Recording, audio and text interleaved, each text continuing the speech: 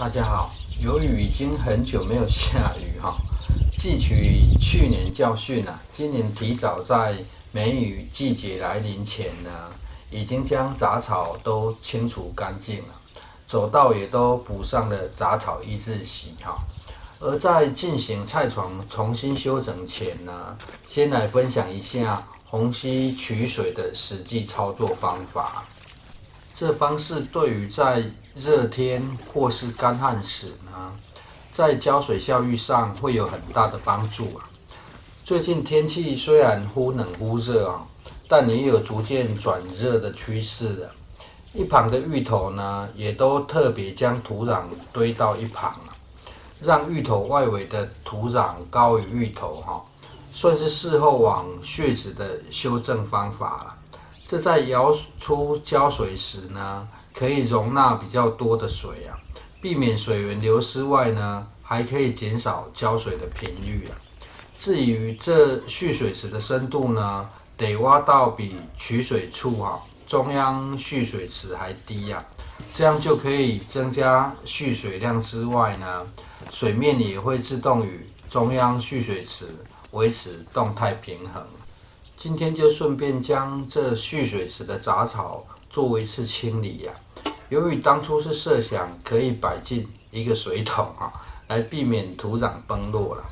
所以挖出的蓄水池形状才是圆形的。不过如果没有桶子可以摆进去呢，建议挖成方形的，对于后面施作的方式会更容易在除草过程中呢，惊动了草里的小青蛙它受惊吓的掉到水池里虽然内部会一直有水，不至于会死掉但若是没有让它跳出来它就真的成了井底之蛙了。于是又开始进水，本想让它自动跳出但是由于目前中央蓄水池水位比较低反复看着它一直在挣扎却跳不出来，只好手动帮他一下忙了。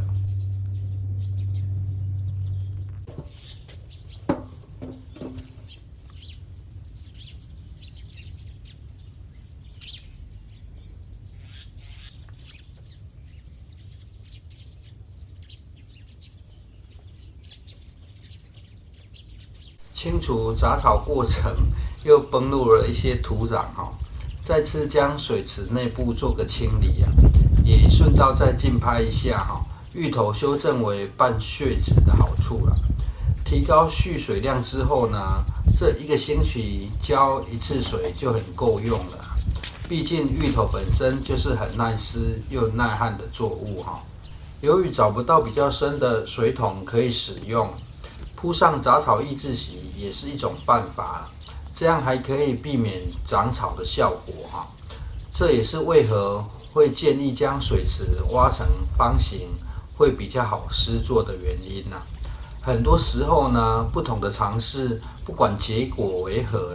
都是经验的累积有效的方法可以随时派上用场没效的方法呢，则可以汲取教训少走冤枉路徒劳无功依据以前铺设的杂草抑制席经验呢，铺设时只要固定上方，下方因为有重力跟水的压力作用只需要在第一次进水后呢，将杂草抑制席压紧服贴壁面就可以大大减少水池内部土壤崩落的窘境而上方进行铺设前，先将土壤整平会更方便铺设由于菜床上方土壤比较松固定时呢，采用成块的土壤压住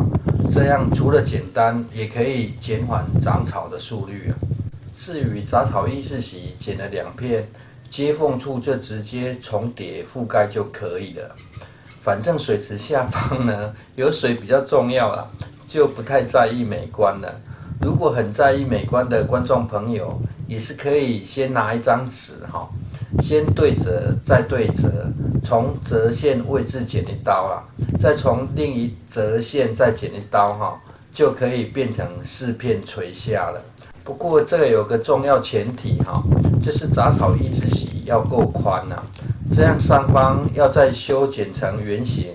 也非常容易啊，就看个人需求吧。铺设完成后呢，就可以开始准备虹吸取水了。集水的虹吸器与水管呢，在购买时要注意一下尺寸哈，不要两个尺寸不合啊。如果希望水可以快速不断补充呢，水管选粗一点会比较快啦。但省时通常就得费力哈，毕竟还得将水挤压到流进水槽里啊。但这还是有个偷懒的方式啦，在前端将水管拉到整个路径的最高处哈，这样虽然一开始会更费力啊，但只要水通过最高点哈，水就会有往低处流的重力帮助了，就不需要硬把水管都充满水，让它流进水槽啊。只要水通过水管的最高点，就会很轻松了。至于要挤压几下呢，这得看个人的环境与地势出现下坡的距离啦。中央蓄水池个人得压到接近30下哈，这一水槽呢10下就可以解决了。